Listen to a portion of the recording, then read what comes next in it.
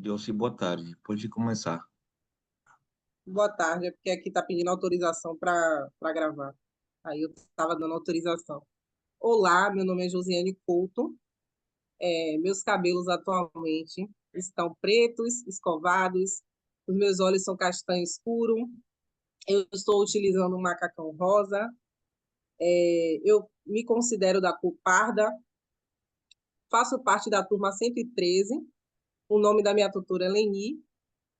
Essa apresentação de hoje é referente à Universidade Federal de Pernambuco, e é uma apresentação através de EAD, né? Educação Especial à Distância.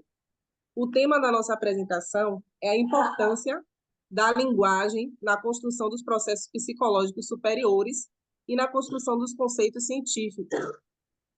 A compreensão da linguagem, para além da função comunicativa, com o elemento constituído do seu pertencimento cultural e da sua própria subjetividade, é o nosso primeiro tópico.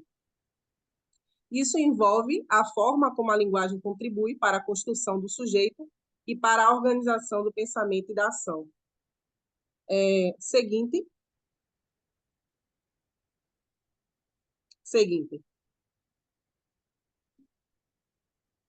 Isso, vamos conhecer. Isso envolve a forma como a linguagem contribui para a construção do sujeito e para a organização do pensamento e da ação, como eu havia falado. Vamos conhecer algumas funções da linguagem. A primeira função, a comunicativa. A linguagem é utilizada para transmitir informações e construir significados através da interação social, sendo essencial para a comunicação entre pessoas. Seguinte. Essas duas imagens mostram como foi feita a interação entre pessoas. O tutor, ele utilizou um método, né, que é a alfabetização surdo-cega, para poder haver a interação entre as pessoas. Uma das táticas utilizadas foi o alfabeto em libras na palma da mão. A outra foi o alfabeto comum na palma da mão. O outro foi o braille e o outro foi a leitura labial tátil. Isso na primeira imagem. Na segunda imagem, ainda no outro slide não anterior isso, a segunda imagem, né, que fala da inclusão educacional, mostra a professora utilizando uma imagem no quadro, e a gente percebe claramente a interação dos alunos com a professora, né? Então, significa que esses dois métodos aí funcionou na interação social. A função constitutiva do sujeito é quando a linguagem influencia a forma como o sujeito se percebe e se relaciona com o mundo, sendo um elemento fundamental para a construção da identidade. Seguinte.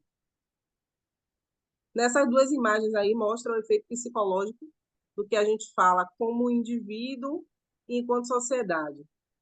Enquanto sociedade, a gente vê ali que o que o professor falar na primeira imagem, os alunos eles vão refletir como eles vão agir em sociedade. Na segunda imagem, é de pessoa para pessoa, né? Vamos supor, né, que o primeiro rapaz ele está dizendo para o segundo que ele está bonito, que ele está bem arrumado. Então, isso vai criar uma imagem mental nele, uma imagem psicológica, de que ele vai se sentir bem, a autoestima dele vai estar elevada. Se por acaso ele falar, nossa, seu cabelo está bagunçado, você está desarrumado, isso vai criar um efeito psicológico nele, onde ele vai achar que ele não está bem, a autoestima dele talvez fique baixa. Então, mostrando que a linguagem ela tem sim um efeito psicológico no indivíduo. A função organizadora do pensamento.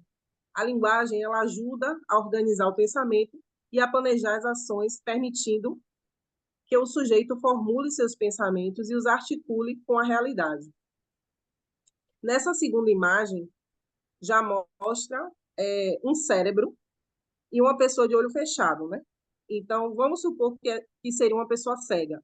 Se for uma pessoa cega, ela está de olhos fechados, mas ela pode imaginar o que a gente fala para ela. Por exemplo, no começo da minha apresentação, eu falei, meus cabelos estão pretos, estão escovados, meus olhos são castanho escuro. E a pessoa que ela não enxerga, ela vai criar uma imagem mental daquilo que eu estou falando para ela, né? Ela vai imaginar como eu sou. Seguinte. Função de autorregulação. A linguagem permite que o sujeito controle comportamentos e emoções. Seguinte. Exemplo prático, né? Esse rapaz aí, ele está pensando em como ele vai reagir. Vamos supor que isso tenha sido no momento de raiva, que alguém tenha dito para ele que alguma coisa que o irritou.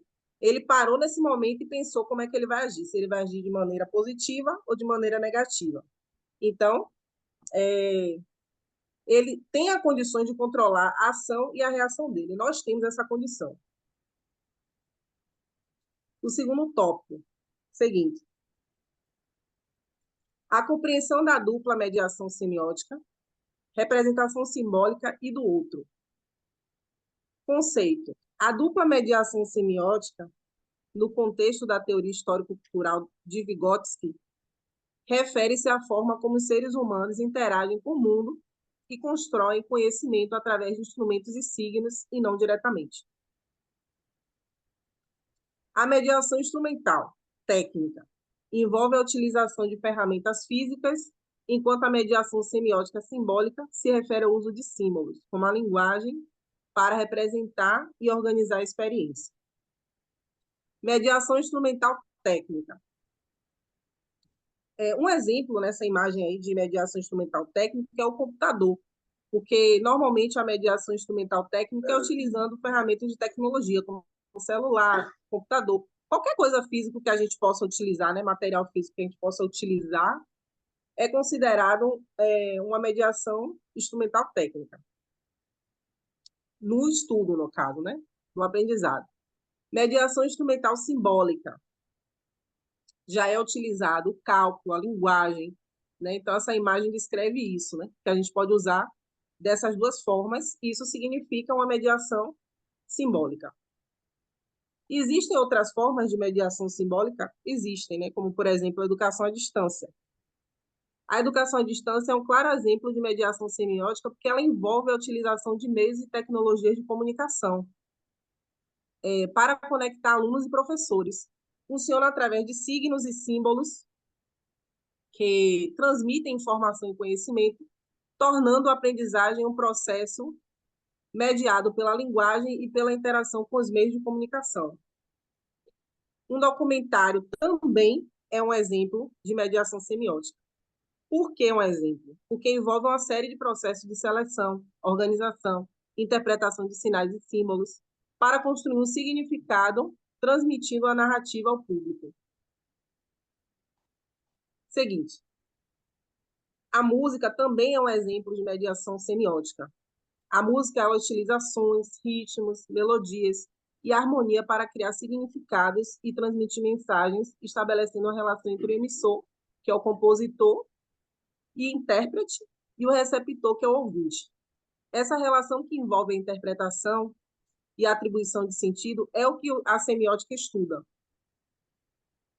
Seguinte, a relação entre o conceito e a realidade. A relação entre o conceito e a realidade. A linguagem atua como ferramenta de mediação entre o conhecimento e a realidade. Os conceitos científicos, por sua vez, são representações simbólicas da realidade que são elaboradas e transmitidas através da linguagem. Algo do mundo real sendo analisado e o uso da linguagem científica para nomear. Essa é uma forma de mostrar que a gente pode usar algo real para poder estudar, e isso também é uma linguagem semiótica. No primeiro exemplo, na primeira figura, mostra o cientista estudando as partes de uma planta. Só o fato dele estar utilizando aí os materiais, né, para poder estudar as partes da planta, já mostra que é uma mediação semiótica. Também em relação ao estudo da bactéria, né, ao tipo de linguagem que é utilizada aí, que é a linguagem que nomeia o mosquito, que é o Aedes aegypti, é um tipo de linguagem simbólica também, semiótica, e o estudo da bactéria, né? Que no caso aqui está estudando a bactéria. Análise crítica e analítica. Seguinte. Linguagem como ferramenta. A linguagem é vista como uma ferramenta que facilita o desenvolvimento das funções psicológicas superiores, como o pensamento, a memória, a atenção. Ela atua como um mediador entre o indivíduo e o ambiente, permitindo a aquisição de conhecimentos e a construção de conceitos. Análise crítica e analítica em relação à interação social e mediação. Seguinte. Isso. Vygotsky enfatiza a importância da interação social na construção das funções psicológicas superiores. A linguagem é um elemento central nessa interação, permitindo a troca de experiência, a aprendizagem com outros. A Zona de Desenvolvimento Proximal, ZDP, é um conceito-chave da teoria de Vygotsky, onde ele destaca a importância da interação social e da linguagem na aprendizagem, através da interação com o parceiro mais experiente. O indivíduo ele pode realizar tarefas que, por si só, ele não conseguiria expandir no seu conhecimento e habilidade. Então, a teoria dele é que se um aluno ele se unir a um outro aluno que sabe mais do que ele vai desenvolver conhecimentos e habilidades e ele vai até se desenvolver sozinho, né? Depois que ele tiver ali a orientação e compartilhar daquele conhecimento com o aluno que sabe mais. Funções psicológicas superiores. A linguagem contribui para a emergência e desenvolvimento das funções psicológicas superiores, como o pensamento abstrato, o raciocínio lógico e a consciência de si próprio. A linguagem permite que o indivíduo internalize os conceitos e as informações que aprende, tornando-se parte da sua estrutura cognitiva. Seguinte.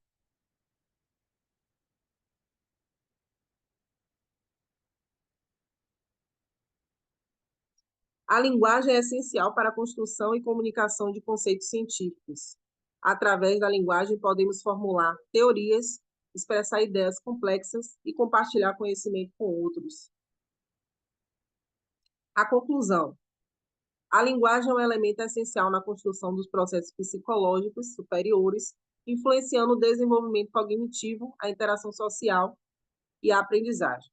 A teoria de Vygotsky destaca a importância da linguagem como uma ferramenta para a aquisição de conhecimento e a construção de conceitos, bem como a sua função mediadora na interação social e na zona de desenvolvimento proximal. E uma experiência prática, né, que foi solicitado que a gente conte essa experiência prática, é que em uma roda de conversa foi possível perceber a dificuldade de um aluno de organizar suas ideias. Quando eles não conseguiam cumprir o que foi proposto, como resolvemos esse problema? A gente pediu que o aluno se acalmasse, respirasse e começasse novamente. Tentamos explicar de outra forma, com exemplos reais. O aluno compreendeu a proposta da atividade e aí a gente conseguiu concluir a tarefa. O que é que eu observei nessa situação? Que a importância da linguagem como ferramenta para a construção de processos psicológicos superiores e a formação de conceitos científicos. Houve uma dificuldade na verbalização e o medo de falhar em articular ideias complexas que impediam o desenvolvimento de habilidade como o raciocínio abstrato e a compreensão de conceitos científicos.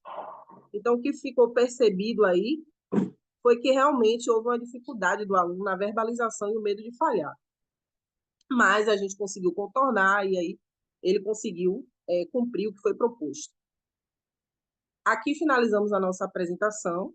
Eu gostaria de agradecer à Universidade Federal de Pernambuco, gostaria de agradecer ao Manuel Pérez e ao Manuel. O outro Manuel poderia me dizer aí? Novamente, Manuel? Paiva. Manuel? Paiva. Manuel Paiva. Muito obrigada. E eu gostaria de agradecer também ao Manuel Paiva, né, porque eles me ajudaram aqui a gravar o vídeo. Seguinte, essas são as referências aí da pesquisa que foi feita. E aqui a gente vai encerrar.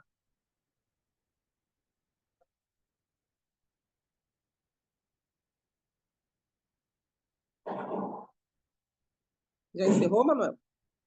A gravação? Tá bom, tudo certo. Vou fechar. Encerrou? Vou fechar. Encerrou a gravação? Sim, tá bom.